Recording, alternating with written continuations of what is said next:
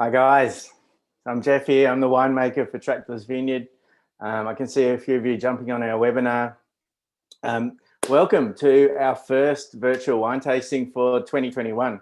Now you'll see me looking around a bit because I'm streaming on a few devices. I've got to get used to looking at one at a time, I think. So if you haven't done our virtual tasting before, let me just fix up this. I'm getting a bit of a reverb coming back through my computer. Haven't done this for a while, so I forget all the settings. I went and had a break over Christmas, as I hope everyone else did, and I forget how to set all this up. All right, I think we're right now. So guys, if you haven't ever done one of these before and you're just seeing us live on Facebook, we are still doing our virtual tastings. We will continue to do our virtual tastings forever now. The feedback has been fantastic. It's a great opportunity to get to taste our wines, even if you don't live here in the Southern Highlands or you can't come and visit us. How does it work? Jump on our bio, jump on our YouTube channel, and you place your order and you get one of these virtual tasting packs. And inside you have 10 of our wines. If you're in America, unfortunately, we've only got 6 of our wines over in America. So you only get 6 of our wines. They come in these great little bottles. You get your little instructions on what you need to do, how you need to log on if you want to join us on a webinar like people are today, or if you want to go on our YouTube, some virtual little tasting notes. And then I come on live once every 2 weeks. We will change our packs as we release new wines. And then we get to go through the wine. So you can ask questions and give feedback. For those of you who are with me today, a couple of little admin things, I guess, before we get going. These bottles are actually 2-ounce bottles in America and 50 ml bottles in Australia. There is enough in one of these bottles for 2 people to taste. No, that's not a challenge if you're by yourself, but you will struggle to keep up if you try and drink this whole bottle throughout the tasting. So what I suggest is maybe doing half a glass or less with me, and then saving another half a glass.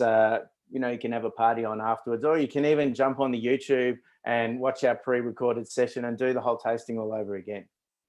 So guys, I'm Jeff. As I said before, I'm the winemaker from Trackless. We run our vineyard biodynamically. We run sheep through our vineyard for the entire growing season, which means we use the tractor about 60% less, and that's where we got our name from, Trackless. I'm really trying to be quite a sustainable label. We do a few little things. These are special low carbon glass bottles. So they're about half the carbon of a normal glass bottle. We do this. We've got our solar on the winery.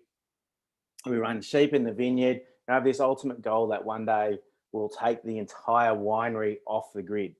At the moment, our nighttime energy use is a little bit high for battery power, but there's some great new technology coming out in Australia where they're taking bio waste and they're converting it into electricity.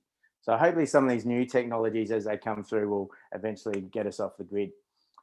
But let's get into some wines because that's why we're here. So we're going to start off with our Black Sheep Sauvignon Blanc. And I'm going to join you today because why not? It's the first tasting of the new year. So the Black Sheep label for us, this is a brand new label. It was born out of the bushfires. I'm sure a lot of you are aware that in 2020, we had some terrible bushfires here in Australia. And one of the worst things for us as winemakers is actually what we call smoke taint. And the terrible thing about smoke taint is, I can harvest the grape and the grape tastes fantastic. And I can make the wine and it tastes fantastic. And I put the wine into bottle and it tastes fantastic. And then 6 months in bottle, it tastes like an ashtray. It's terrible.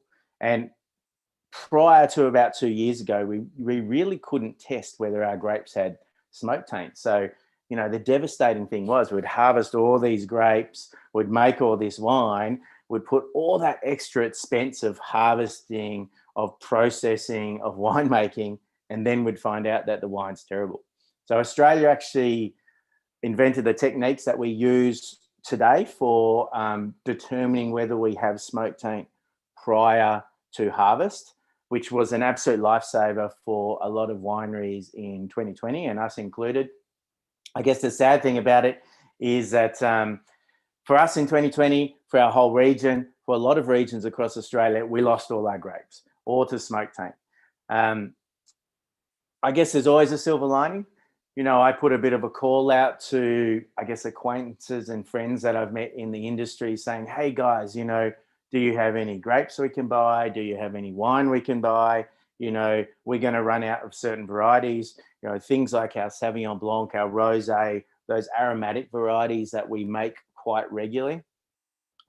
So I got a great response. All these little batches of, oh yeah, I've got a few hundred liters of this or a few hundred liters of that. And so what I've done is I put together a blend that we call the Black Sheep blend. And this is a blend made up of all the various varieties that are offered to me. I played around with blends.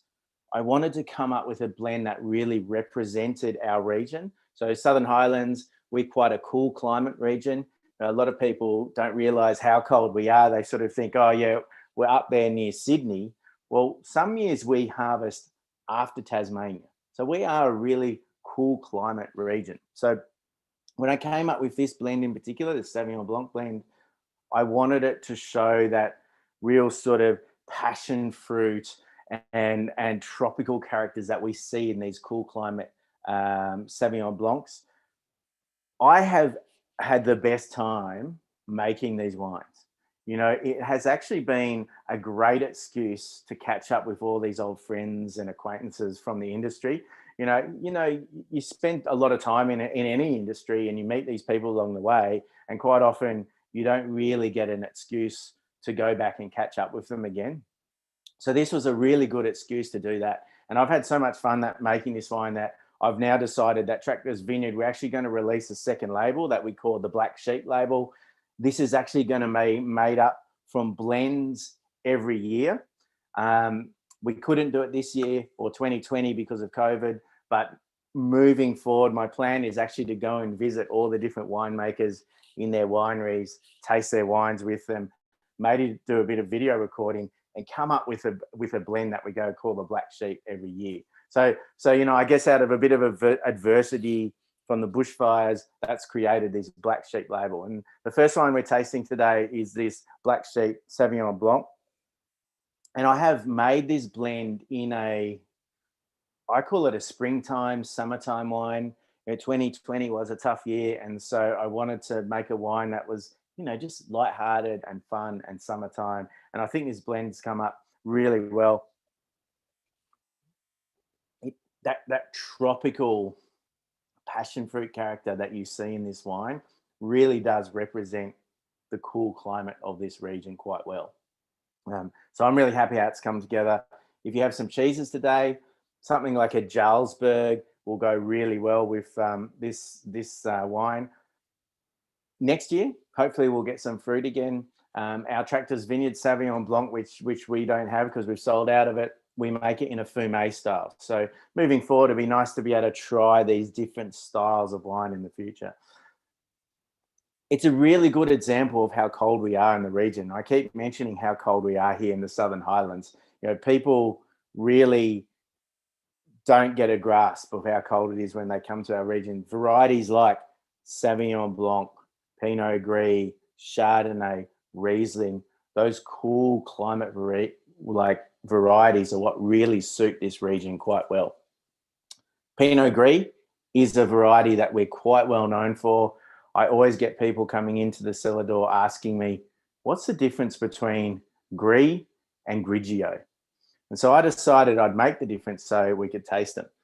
So the next one we're going to taste today is our Pinot Grigio, and then we'll slowly move on to our Pinot Gris. So Pinot Gris and Grigios are both made from the exact same grape variety. They're both made from the Pinot Gris grape variety. Grigio is the Italian way of doing it, and Gris is the French way of doing it. And so the first big difference we see between these wines is actually the philosophy behind the winemaker. The Italians, to an extent, the Italians are making wine specifically for a food. It's not 100% true, but they are definitely very conscious of food when they're making wine. The French, on the other hand, the wine is all about the wine. And so we're approaching the winemaking from these really different ends of the spectrum, which means we end up with these quite different styles of wine. If you think about Italy, a little bit warmer down there, a lot more maritime climate, a lot more seafood. So the Italians, they're trying to create something that's fresh and zippy and crisp and steely. So the first thing the Italians do, when I'm making this wine, I harvest it nice and early, because as we ripen a grape, our sugar levels are increasing and our acid levels are decreasing. So if we want to create a wine that's really fresh and zippy and nice high acid, we harvest it nice and early when that natural acid is quite high. And we harvest these grapes at what we call about 11 or 12 Baumé. Now, this is a sugar level. There's a million different ways to measure sugar. You know, there's Baumés and Brixes and Olschlers and specific gravity and, you know, you name it. There's grams per litre. There's heaps of different ways. You know, for me as a winemaker, I love the equation that goes around using a Baumé, which is why I use Baumé, because if I take 1 Baumé of sugar and I ferment it with yeast, I end up with 1% alcohol. So the perfect winemaker's equation, i.e. no equation.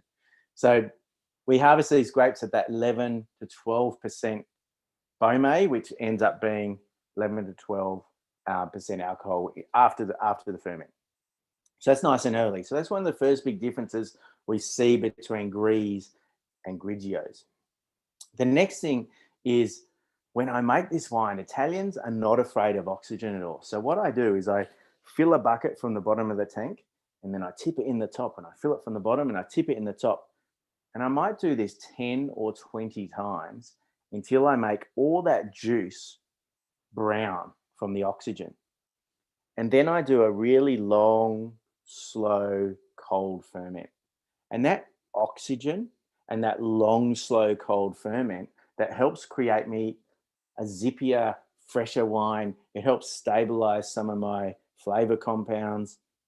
One of the key things it helps with is it helps me create a steely palate. And what do I mean by a steely palate? Well, this is one of the things that I guess a traditional Grigio is really famous for. And it's this steely, crisp palate. If you have a look around your house or your office or wherever you're doing this tasting today, and you find yourself a little bit of stainless steel, and give it a lick. And this is what I'm talking about when I'm talking about a steely palate.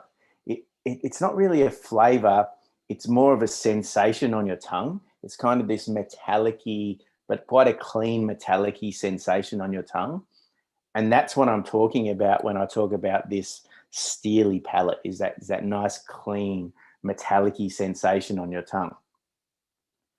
One of the things that I find that's really difficult with Pinot Grigios, and I actually find this a lot with a lot of Italian wines, because they are designed to go with food, it makes them really hard to taste in like a wine tasting scenario, because we're sitting here, you know, some of you may have food, I don't have food.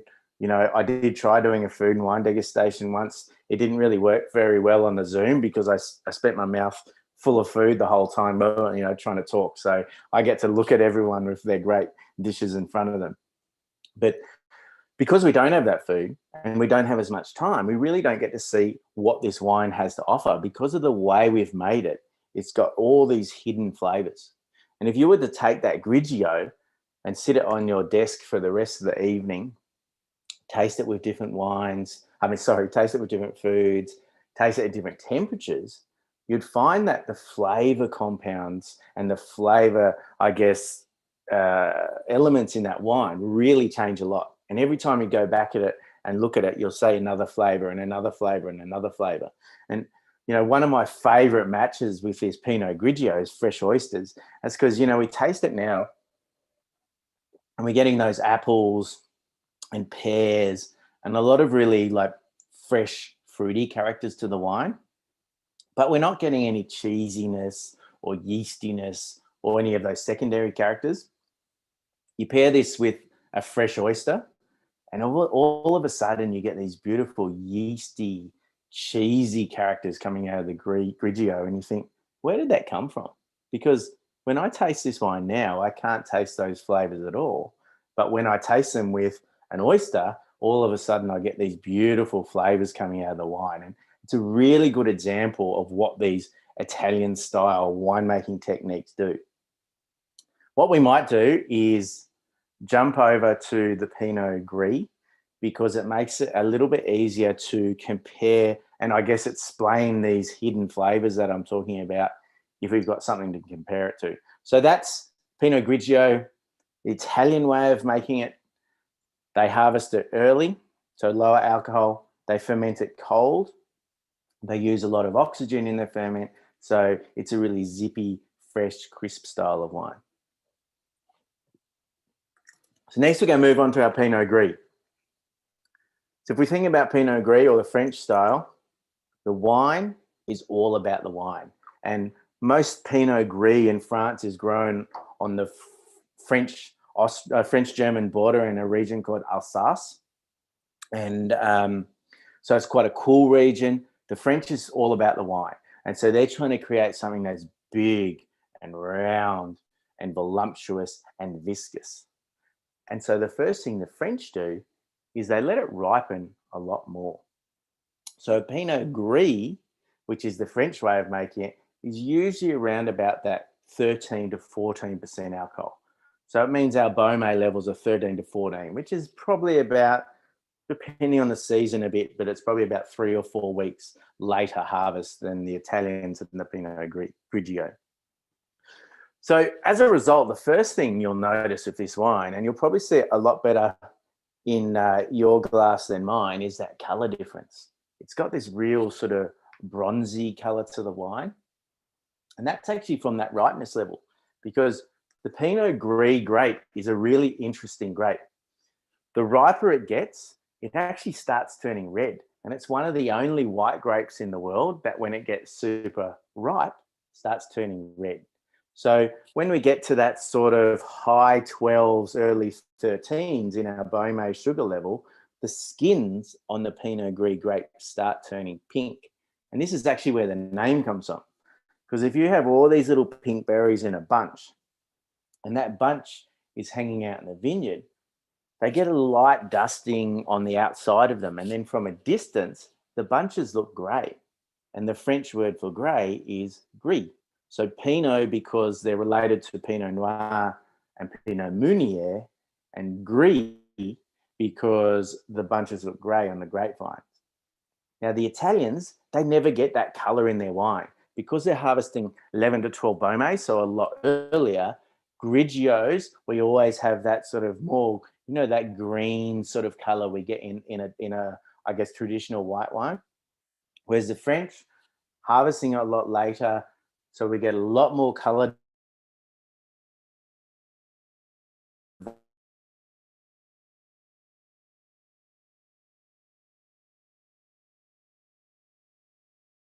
in it, because with the warmer climate, we get a lot more colour development. And so quite often you'll see those sort of pinky colours in Australian Pinot Gris. And I'm sure if you drink a lot of Pinot Gris in Australia and from warm regions, you definitely would have tried a pink one at some stage.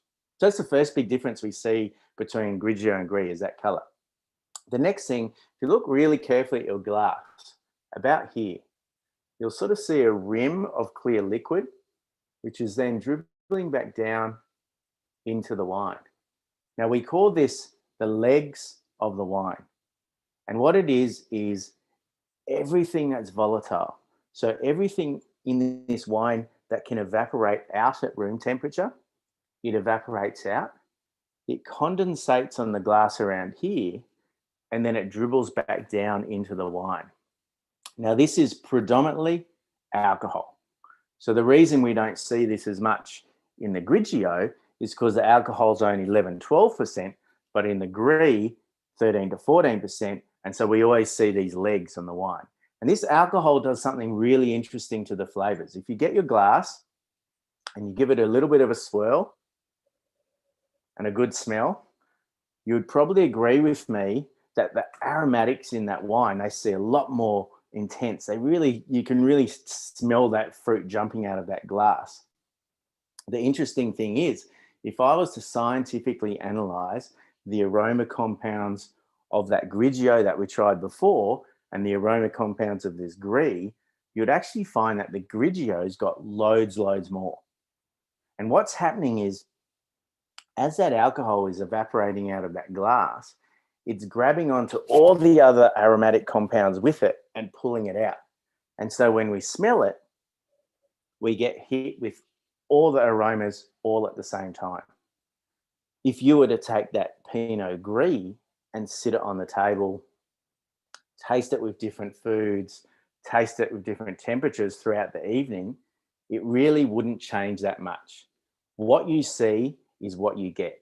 And this is one of the big differences between Grigios and Gris, is the way these flavors are shown to you. You know, Pinot Gris is, hey, look at me, this is everything I have to offer. Whereas Pinot Grigio is very shy. He'll show you a couple of flavors, and then you need a different food, and he'll show you another couple of flavors, and you need a different temperature, and he'll show you another couple of flavors. And the reason for this is because we're not actually tasting these flavors. So we're not tasting a pear, we're not tasting a peach, we're not tasting a banana, we're smelling them. So when I eat a peach, what's happening is, as I chew it and swallow it, some of the aroma compounds of that peach become airborne, and I detect it in the nasal passage. And do you remember as a kid, if you were eating Brussels sprouts or broccoli or something that you didn't want to eat, you used to block your nose and eat it? Because what you're doing is you're stopping that aromatic compound being the airflow through your nasal passage, so you don't, in inverted commas, you're not tasting it. So for us to be able to taste a flavor, that flavor needs to be airborne. In the case of Pinot Gris, everything is being made airborne by that alcohol all at once. In the case of Pinot Grigio, because of lower alcohol and because of the way I've made that wine, a lot of those flavor compounds are bound up. And so we need a change in temperature or a change in chemical structure to release those compounds to the air. And so when I have that Grigio with a fresh oyster, the oyster is changing the chemical composition of the wine, which causes it to release all those beautiful yeasty, cheesy characters that we get in it. And so this is one of the big differences between Grigio and Gris. Now, I guess the last big thing we notice is when you taste it. It's big, it's round, it's voluptuous, and you get this real sort of viscosity, this oily viscosity to it. And that oily viscosity is one of the characters that we're chasing after in a Pinot Gris. And this comes from a warm ferment. So if I take some grapes and they've got a good sugar level and I ferment them quite warm, I create what are called glycerols in the wine, and those glycerols give you that beautiful, oily, sort of viscous feel in the mouth. Now, this is one of the balancing acts we always play as a winemaker. If I ferment something nice and cold, I get great aromatic compounds, but not much mouthfeel. If I ferment something really warm, I get great mouthfeel, but not many aromatic compounds. So normally as a winemaker, we're playing this balance: aromatics, mouthfeel, aromatics, mouthfeel. For Grigios and Gris, it's easy. They've just created two different styles. You know, Grigio is all about those aromatics and that crispness and that freshness, and Gris is all about that mouthfeel and that round sort of robust viscosity. Now, these two wines are from the exact same vineyard, exact same block. The only difference is probably about 4 weeks harvest date and the way I've made them. So it's a really good example of how the winemaker can influence the final characters and flavors of the wine.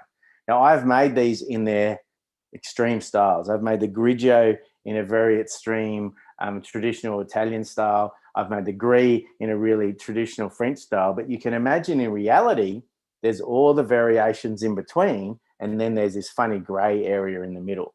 And this is partially why there's a little bit of confusion over what's Gris and what's Grigios here in Australia, is because of this variation.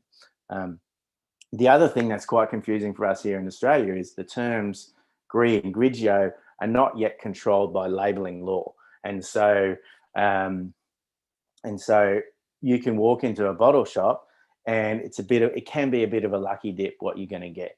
It's starting to change a little bit. We're starting to follow some styles a bit more. I know a lot of the wine shows now actually make you,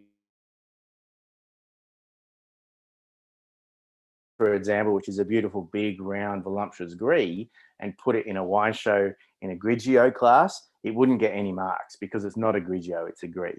And so, that will flow through to seeing it into labeling law and that sort of thing a bit. So do you guys have a favorite at all? I love doing these webinars because I can do polling on there. So I'll launch that poll.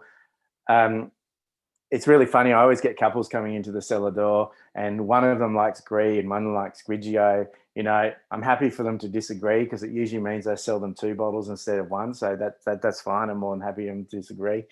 The really interesting thing, the feedback I get after these virtual tastings, especially I do a lot of private ones, and usually every private tasting I do, there's 1 or 2 people that have done it before. They've done it at work and then they want to do it with their friends, and so the cycle continues.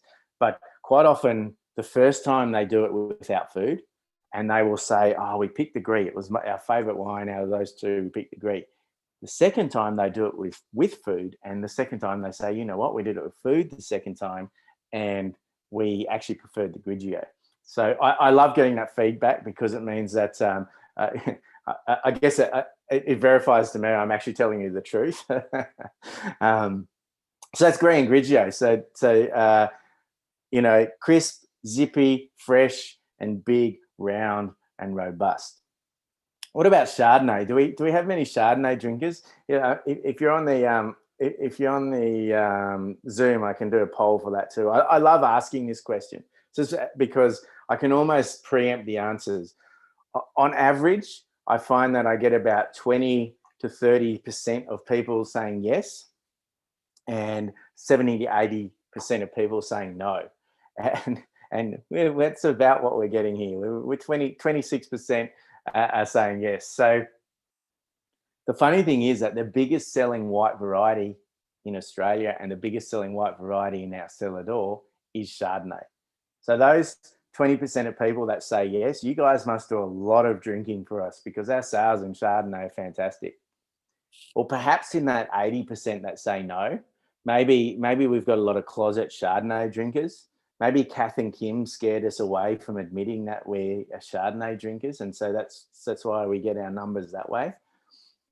I actually think a lot of it's to do with the history of Chardonnay. We sort of went from the 70s and 80s where we had these buttery, big, oaky, buttery styles. And then we went to the late 90s, early 2000s, where we had these unoaked, fruity styles. And we all have a memory of something that's, too oaky, too buttery, too fruity, not fruity enough, not oaky enough, not buttery enough, and just, a bit unsure about what Chardonnay is. For me personally, Chardonnay is about balance. So I want to taste a bit of oak. I want to taste a bit of butteriness. I want to see a bit of fruit, but I don't want any one of those flavors to be overpowering the other flavor. I just want them all working together in this really nice balance. So this Chardonnay, really good example from that. When you first put it in your mouth, you get that nice little lick of vanilla from the French oak. I don't use any new oak. I just find that the first year in oak is a little bit over the top and a bit in your face. So I only use 2, 3, 4, and sometimes 5-year-old oak. You then get that lick of butteriness before it goes into mangoes and grapefruits and a citrusy finish. But the key for me is that balance. It's sort of going, oaky, buttery, mangoey, grapefruity, citrusy. It's not going like oaky and then buttery and then mangoey. And that's what I'm looking for when I make a Chardonnay. I want to see that nice balance. And I don't have a problem with like super oaky Chardonnays, as long as they've got the fruit to balance it out. I don't have a problem with super fruity Chardonnays, as long as they have a bit of savoriness and a bit of texture to balance out that fruit. So I'm always looking for that balance. And I think this Chardonnay is a really good example of what we're seeing in the Australian market. And, you know, Chardonnay, I am on a bit of a, I guess, I'm not trying to convert any of you who are saying that you don't drink Chardonnay, but I am trying to get you to open your eyes up to taste Chardonnay again, because I do think it's got a bit of a bad rap from the history of Chardonnay. I am on a bandwagon to make Chardonnay cool again. I think I'm going to get caps made up, you know, make Chardonnay great again, because I actually think Australia is making some of the best Chardonnays we've ever made. You know, I've been making wine now 24 years. I've made oaky Chardonnays. I've made buttery Chardonnays. I've made fruity Chardonnays. And now I'm finding just a nice balanced way to make our Chardonnay. And I think a lot of winemakers have gone through that evolution as well. And so we are seeing so many great, stunning Chardonnays coming out of, you know, especially cool climate regions. You know, down in Victoria, you've got Yarra Valley, you've got Geelong, you've got Mornington. Up here in New South Wales, we've got Tumbarumba, we've got Canberra, we've got our region, the Southern Highlands, we've got Orange, you know, all putting out these great balanced Chardonnays, but we're not talking about them. There's all these other cool varieties coming out, and I think a bit of us are burnt from previous Chardonnays, so we're not talking about these great Chardonnays. And I think it's a real shame, because they are what I think Chardonnay should look like, is that nice balance. So, you know, if I haven't converted you today, that's fine, but I hope at least that I've opened your eyes up to tasting Chardonnays a little bit more. One of my favorite matches with our Chardonnay is like a nice creamy brie, fromage d'Affanois or something like that, because it doesn't matter how creamy the brie is, those mango-y, buttery notes that you get in that Chardonnay will come and match it. So if you have something that's really super creamy, those mango-y, buttery notes will come right up here. If it's only a little bit creamy, they only come here. And I just think it's really cool, no matter where the creaminess of the cheese is, that those sort of creaminess, buttery notes of the Chardonnay and that mango notes come and match it, which I think is really cool. So that's our Chardonnay. The next white wine we're going to taste today from our pack is going to be our semi-dry Riesling. And we actually do a dry Riesling and a semi-dry. I was tossing up which one to include in the tasting, and I thought, you know, we actually get to try so many great dry Rieslings in Australia. And so I thought, what we don't get to try as often are those fantastic German style, those sweeter style Rieslings. And so that's why I've included this one in the tasting packs. I think one of the big problems with sweet wines, and this is a generalization, you know, my background is consulting to a lot of big companies. And if I'm making a sweet wine and I'm doing, say, 20,000 litre batch, the ferment of 20,000 litres is so strong, you can't stop it. It's like me standing there like this in front of a semi-trailer trying to stop it. It's just not going to happen.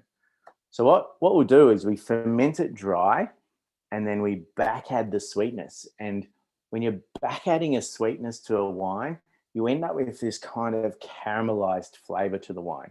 Can be a little bit cloying sometimes. If you're making a wine in a more traditional German style, for example, that German small batch style, you can only do about 3,000 to 5,000 litres at any one time. You start it fermenting, and when the sweetness level is where you want it, you chill it and filter it and stop that ferment. So you're retaining the natural sweetness of the grape rather than adding it. And what this does, and you'll notice in this wine, it's got a real sort of juicy, lush sweetness to it. And that's because of that way, that natural sweetness, because the types of sugars and the percentage of all those types of sugars and the types of acids and the percentage of all those types of acids and the way they interact gives you that really fresh juiciness. You know, it's the same, you know, when you bite into an apple An apple actually has a really high level of sweetness, but they really taste nice and fresh and juicy. And that's because that natural balance.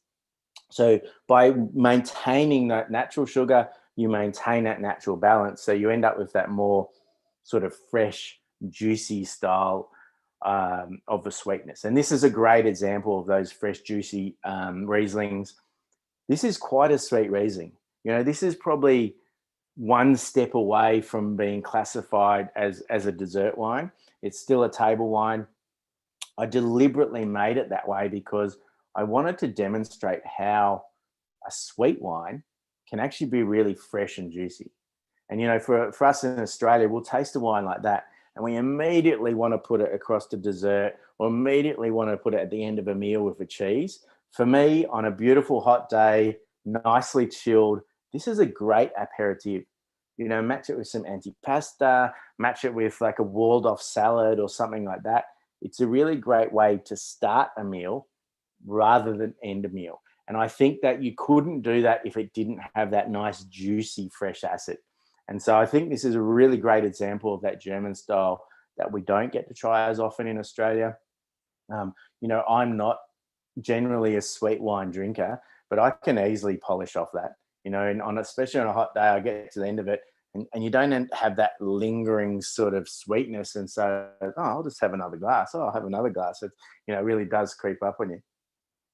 The other thing I love about it is just starting to get a little bit of bottle age to it. And so we're getting some really nice, fluffy talcum powder sort of texture on it.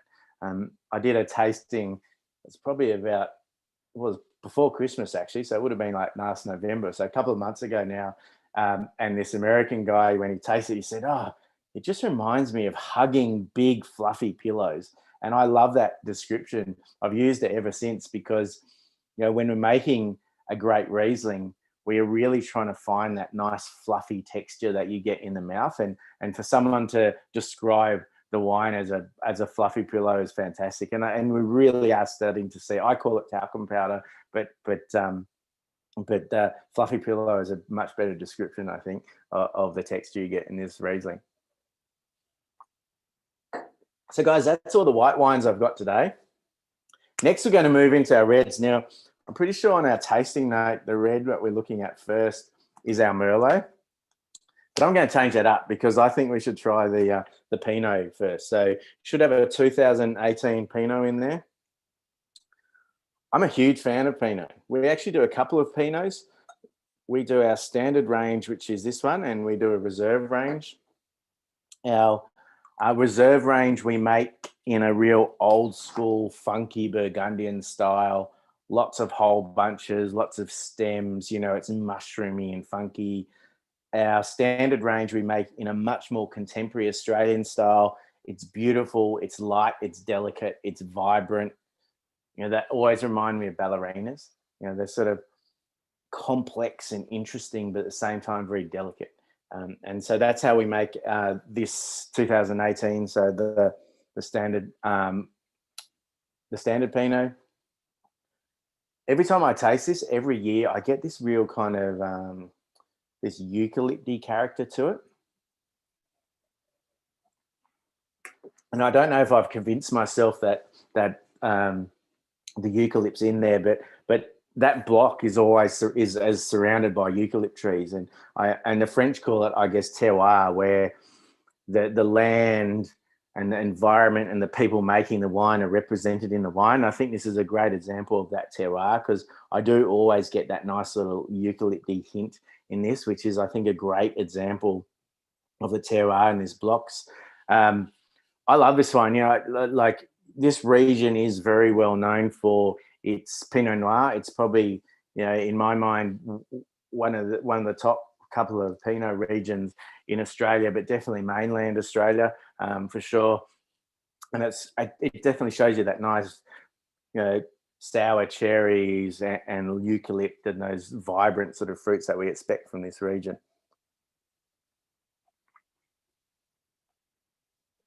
And made in that more Australian style. You know, a lot of the wines we've tasted before, our Chardonnay, our Gris, Grigios, Riesling, I am a huge fan of texture in my wines. And so quite often I get that texture from European techniques. The problem with those techniques is I find that you get a little bit more dulling of the fruit. So whilst you get great texture, you kind of get a little bit of numbing of the fruit. If I make a wine using more, I guess, contemporary Australian techniques, I get these beautiful, vibrant, lifted fruit characters, but I lose a little bit of the texture. And so this Pinot, is made with that beautiful, vibrant, fresh sort of style of winemaking. I think it's a great example of what we do down here in the Southern Highlands and of those delicate styles. I hope I'm not going too fast for everyone here. I try to keep a reasonable speed without going on, because I can get sidetracked sometimes. Normally here we would try one of my favorite wines called the Lost Flock, which is a GSM blend. Unfortunately, I completely sold out of it. And so today we don't get to taste it, I'm afraid. Sorry, everyone. I'm in the process of getting ready to bottle our next Lost Flock to come out. Instead, we're going to be looking at our Merlot, which is something really exciting that we've just released, actually. The Merlot got released only probably about 2 or 3 months ago. And, Merlot is one of those varieties that in Australia, it really hasn't had a home. Like if you came and asked me 10 years ago, where would you get Merlot from? I'd be like, yeah, I don't know. It all doesn't seem exactly what I'm looking for in a Merlot. It either has that real jammy fruit or it lacks a bit of structure or texture.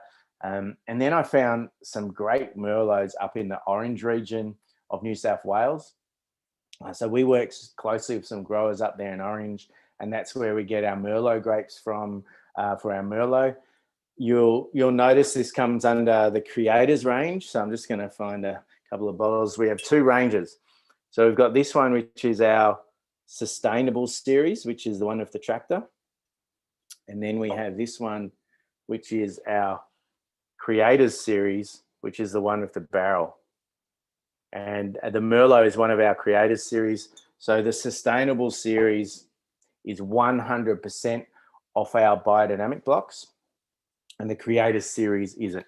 So I was really impressed with this Merlot. I wanted to make a Merlot, but because we don't grow a Merlot here, we get it from Orange, the grapes, and that's why it goes under our Creators series. So everything under our Creators series is either things that, in the case of the semi-dry Riesling, for example, we didn't quite have enough Riesling, so we blended it with some Riesling from a neighboring block. And so because it's not 100% off our biodynamic blocks, it goes into the Creators series. So I guess it's a series of wine that lets me make what I want to make, even if we don't have the biodynamic grapes to do it. So Merlot comes under that, and I reckon this is a stunning Merlot. It's got those beautiful, round, plummy blackberry characters and berry characters that you expect from a Merlot. It's got that, soccer ball round texture, that nice ball of tannin in the middle. But it is just done in that beautiful, cool climate style that I really love. It doesn't have that big jamminess to it and flabbiness. It's still quite tight and round. And I think this is actually a really cracking version of a cool climate Merlot. I've never been a huge fan of Merlot. I always love it as a drink. And this one, every time I open it, it's just growing on me and growing on me. I think it's a really good version of some of the best Merlot I've seen in Australia is from that Orange region. I think they're doing a great job. Just the climate really seems to suit Merlot up there. Now, normally I find that, because we normally taste the Lost Flock here, it's usually a great segue into the sheep in the vineyard. And I haven't worked out a new segue into the sheep. So I'm just going to jump awkwardly across to it. So I mentioned earlier that we run sheep in the vineyard for the entire growing season, which is something really unique that we do here in Australia. It was back in, I think, 2013 that we started. One of the problems when you go biodynamic or organic, the most expensive thing for us is actually managing the vineyard and managing the grass in the vineyard. And that's because If I have an industrial vineyard, it's easy.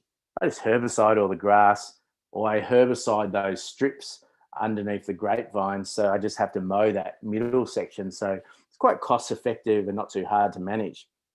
If I'm biodynamic or organic, I spend a lot of time mulching and cultivating and whippersnipping and managing that grass. And for us here in the Southern Highlands of New South Wales, it's quite a fertile region. So we get a lot of grass growth. So, if I'm managing the grass normally, I'm pretty much on that tractor every single week, having to mow it or whippersnip or something. It's a really labor intensive. In 2013, we actually had a caterpillar problem in the vineyard. And the biodynamic philosophy says that if you have insect problems on your land, it's because you don't have enough animals. And so we started experimenting with sheep. And first we tried Dorpers. I thought Dorpers, they'll be perfect. They're fairly easy to look after. They're wool sheds, so you don't have to worry about shearing them or anything. So we got these Dorpers. I thought, great, these are the sheep for us. Well, a Dorper is pretty much like a goat, and they ate half the vineyard. So that experiment did not work well at all. A bit of roast lamb that year, that's it. I grew up on a sheep farm. I actually grew up on a merino farm in the Monero. And merinos are what we call grazing sheep. So a Dorper is a browsing sheep, which means they look everywhere for food and they'll just eat it. A merino is a grazing sheep, so they only look inside their grazing zone for food, and they don't look outside of their grazing zone until they've eaten all the food in their grazing zone. So the merinos, they kind of worked. The grapevine sat here, which was outside of their grazing zone. The bunches hung down just inside their grazing zone. And what we did is we ran 2 electrical wires under the bunches, which stopped the sheep from eating the grapes. Now, this worked fairly well. The problem that year was when the electricity went out for 2 hours, it's amazing how many grapes a sheep can eat in 2 hours. So we lost a lot of grapes that year, but we were getting closer. Eventually, we found a rare breed of sheep called a Hampshire Down. They're a breed from the UK. They're quite a cute little breed. If you are following us on our Zoom webinar at the moment, I can show you them. That's them there. Sorry if you're on Facebook or YouTube, I can't show you them. I haven't worked out how to do that yet. So you've probably seen them around. They're the white sheep with the little black face, but they've got the white head and the white little strip down the nose, not the whole black head. The whole black head are the Suffolks. They're a little bit taller and a little bit big for what we're doing. The Hampshire Downs are a bit shorter. They're a grazing sheep, which is the same as a merino, so they only look down. One of the biggest differences between a merino and a Hampshire Down is a Hampshire Down is 2 inches shorter. So if a merino, the bunches are just inside their feeding zone. If a Hampshire Down, they're outside of the feeding zone. So what it means is we can actually run these sheep underneath the vineyard for the entire growing season. Now, this has solved our caterpillar problem. And I don't know why I didn't think about it at the time, but guess what? Sheep eat grass. And so now the most expensive part of running our vineyard is done for free by the sheep. So the sheep have taken something that is, I guess, a philosophical but expensive choice, and being biodynamic, and converted it into something that is, a much more affordable and commercial decision. Now, the sheep are fundamental into everything we do now. There's a reason they feature on all our labels is, the reason we're sustainable as a business is because of the sheep. The reason we're sustainable from an environmental point of view is because of the sheep. They're saving us 60% of our tractor use. They enable us to manage the grass in our vineyard in a really regenerative fashion. And so what that means is we've got a lot more carbon going into our soils. So if you look at a normal vineyard, industrial vineyard, and compare it to a biodynamic vineyard, you've probably got a doubling of carbon in the soil. If you then take a biodynamic vineyard and compare it to a biodynamic vineyard with the animals and the sheep involved, it's almost doubling again. So there's a huge amount of carbon going into the soils there. So they really are part of our sustainability. I can rabbit on all afternoon about how regenerative agriculture is going to save the world and that sort of thing. But we're here to taste wine, so I'm not going to. But so that's how the sheep became involved. That's part of the reason we invented the wine called the Lost Flock, because the way that the Hampshire Downs walk through the vineyard is they're roaming sheep. So they never flock. So you don't end up with your sheep camps or any of those sheep tracks because they spread out around the whole vineyard. It reminded me of when I make that blend called the Lost Flock. I stack all the Shiraz barrels in one stack and all the Merlot barrels in one stack and all the Grenache barrels in one stack. And those stacks are scattered all over the winery, which reminded me of the sheep being scattered all over the vineyard. And so that's where the name came from, the Lost Flock. So our next wine. The next wine we're going to taste this afternoon is our Shiraz, our Creators Series Shiraz. And I had to do a Shiraz. You know, the first job I ever had when I finished school was working for a company called Clonakilla in Canberra, and they're famous for their cool climate Shiraz. And so Shiraz has kind of been ingrained in my winemaking, I guess, career since then. I had to do a Shiraz because Shiraz is what made Australia famous. You know, it's one of the varieties that we're known around the world for. So I had to do a Shiraz. It is far too cold in the Southern Highlands to grow Shiraz. And so we work closely with some growers from the Hilltops region, and that's where we get our grapes from. I make this in, similar to the Pinot, that quite contemporary Australian techniques. You know, I've been making wine now, 24 years. I've tried old school French techniques from the Rhone Valley. I've tried cutting edge Californian techniques. And the really funny thing about Australian Shiraz is it just doesn't want to be fiddled with. It just wants to be left alone. And so the easiest hands-off winemaking that we do is with this Shiraz, but it just works every time. And one of the things I really love about cool climate Shiraz is that structure. So when you taste this wine, think about where that furriness is and from the tannins and where that acid is in the mouth. And you get, I get a beautiful line down the middle of the tongue. You get that tannin and the acid line. And what that does is create structure around the wine. And so what that structure, you know, if you think about a warm climate Shiraz, it has all these intense complex fruit and it just sort of, and flavors, and just sort of goes, there you go. And gives it to you all at once. And it's like, whoa, that's amazing. But geez, all at once, you know. What I love about these cool climate Shiraz is they have all this intense complex flavor, but because of that structure, kind of just handing you the flavor and handing you the flavor, and they just keep handing you the flavor rather than throwing it at you all at once. And that's one of the things that I really love about cool climate Shiraz from Australia. You know, my regions, Canberra, Hilltops, Young region, and Heathcote, I think consistently give you that beautiful structure. You know, other regions, yes, definitely there's some other regions that do sometimes give it to you, but don't other times. For me, the consistency comes from that those regions.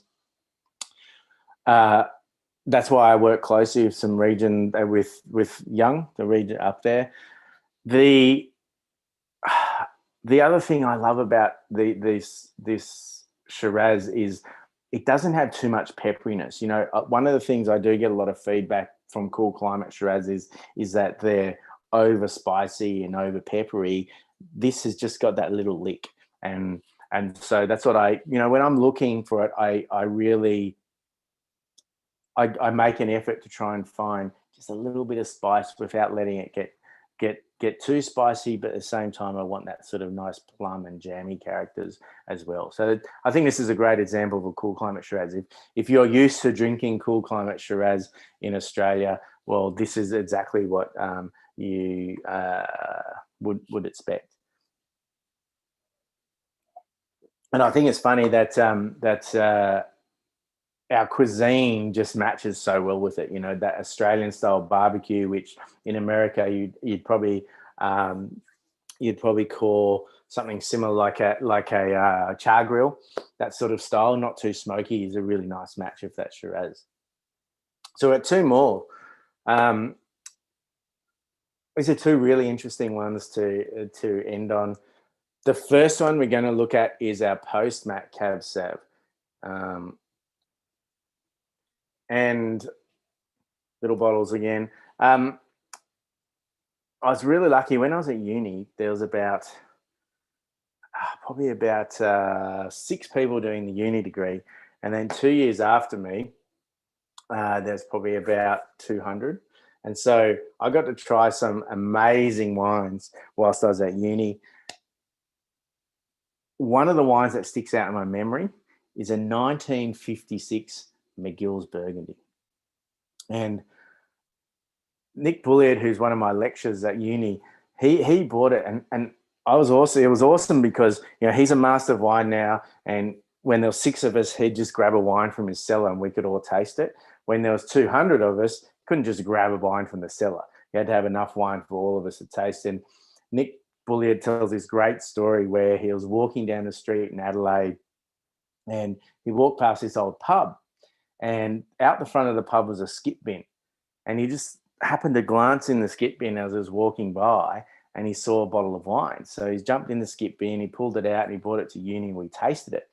And it turned out to be a 1956 McGill's Burgundy. Now, the McGill's Burgundy is Penfolds before it was Penfolds. Half the vineyard is now, I think, under Adelaide. You know, it was a 46-year-old wine, and it was just stunning. And this, ever since that day, I've been obsessed with making a wine that's going to age 50 to 100 years.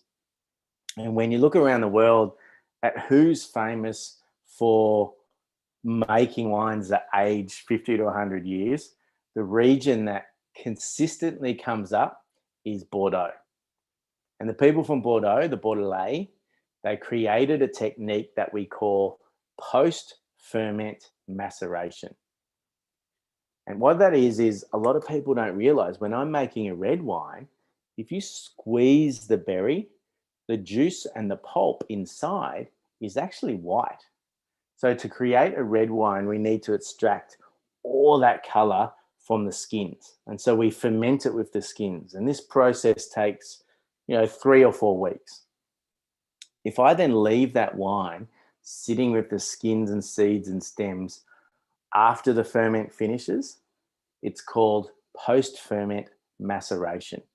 Now in Australia, we play around with 1-2 weeks to 1-2 months. In Bordeaux, they routinely leave it for 12 to 18 months. And that's what we've done in this wine. And what it does is it solves 2 problems that we have when we're aging wine. The first problem we have is a fruit level. If you imagine a normal wine has a fruit level here, and as we age it, that fruit level's dropping and the savory level's increasing, and the premium drinking is about here when they're roughly the same. And that might be 10, 20 years.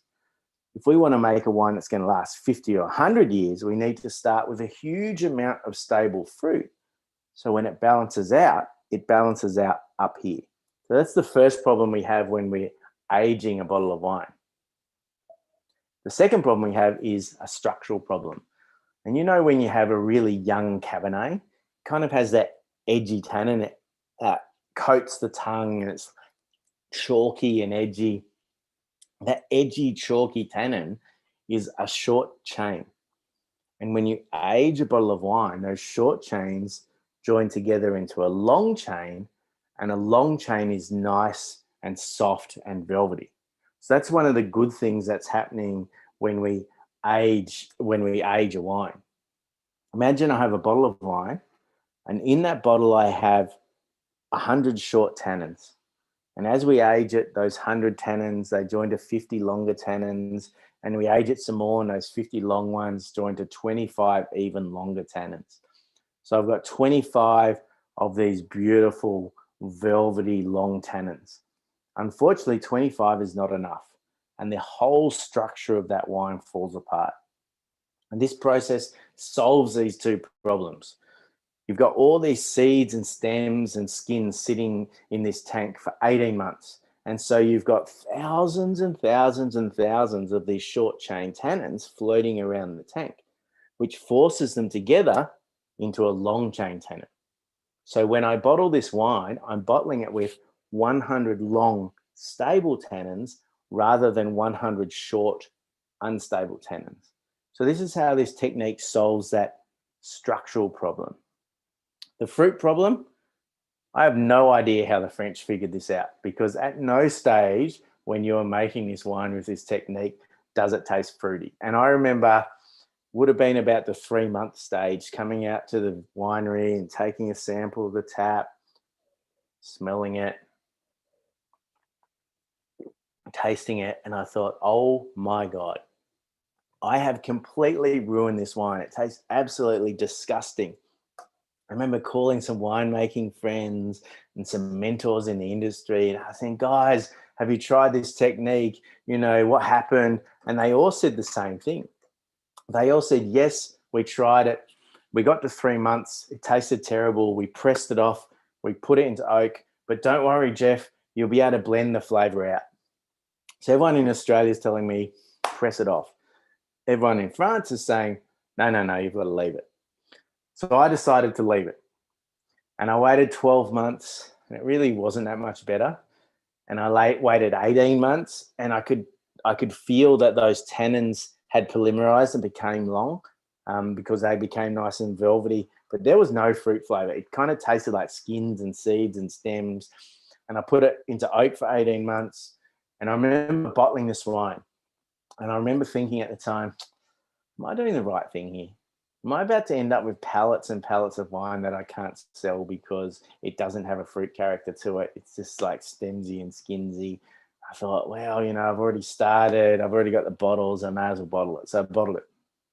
And then about 12 months later, out of nowhere, was this explosion of fruit, like these really intense cassis, capsicum, tomato leaf characters, the same characters that we taste in it today. And I'm now really excited about this wine because we have a 5-year-old Cabernet.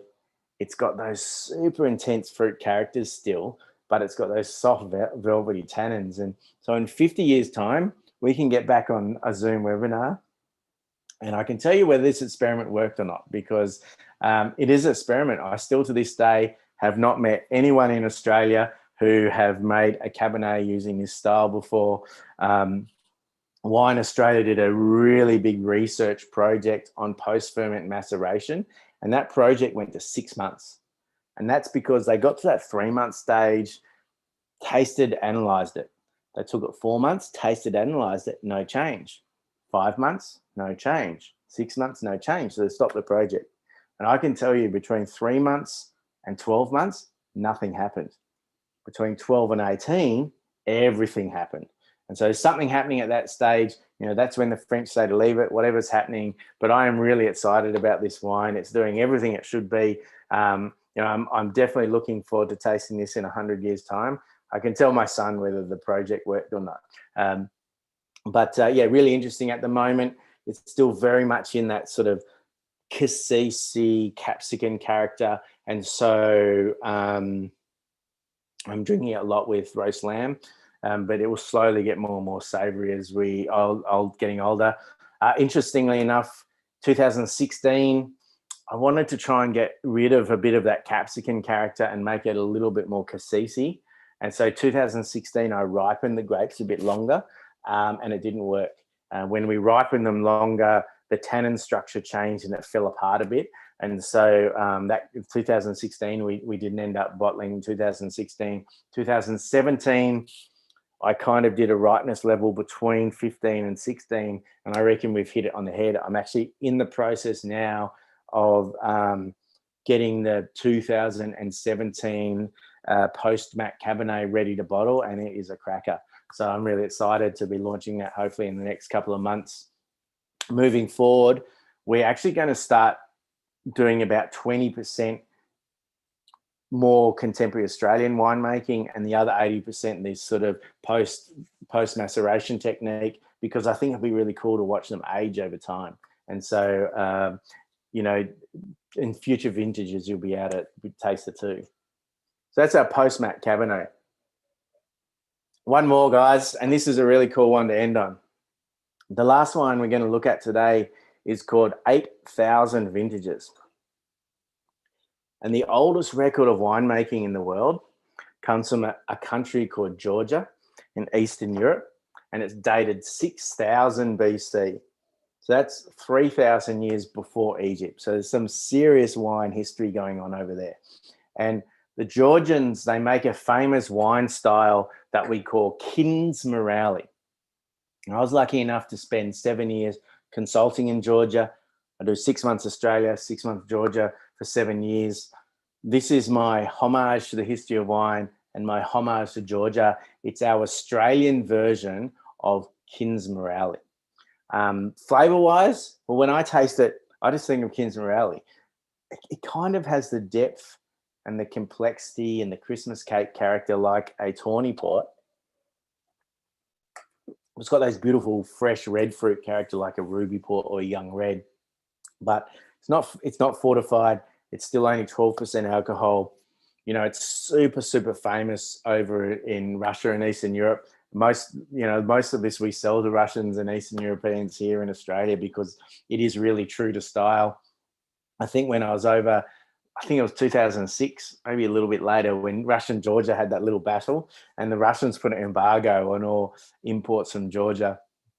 And it was still our biggest market. And we used to smuggle Kinsmorali across the border in school buses. So it's that famous over there. This is a great match with that American style barbecue, that really smoky style barbecue. I really love this wine. I think it's a great wine to end on because it is something quite different. You know, we are starting to see some Georgian wines come across here in Australia.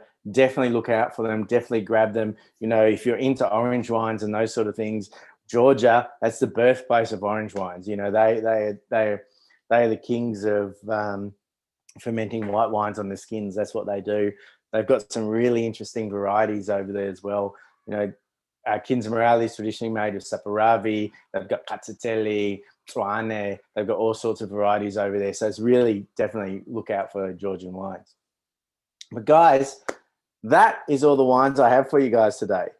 I hope you enjoyed it. I hope I didn't bore you with my long sheep stories. Please do follow us on Instagram, on Facebook, all those sorts of things, on YouTube. We have had a great response to these virtual tastings. As I said, we will be running these every probably 2 times a month, every 2 weeks. So if you haven't got your packs, if you haven't even heard about us before and you're just going through your Facebook and you've seen us, you can click on the link and buy your packs. We are going to keep changing them, so please do keep watching. We've had a lot of questions about Wine Club. Yes, we do have a Wine Club. You can get all these tastings through our Wine Club, so please, all that information will be on our website as well. Guys, if you're joining us live on YouTube or Facebook, I'm going to love you and leave you. I hope you have a really great weekend. If you're joining us on our Zoom webinar, I will mute out my camera for a bit, but we'll continue to be here in case you have to ask any questions or anything like that. So, yeah, more than happy to get any feedback and that sort of thing when I finish.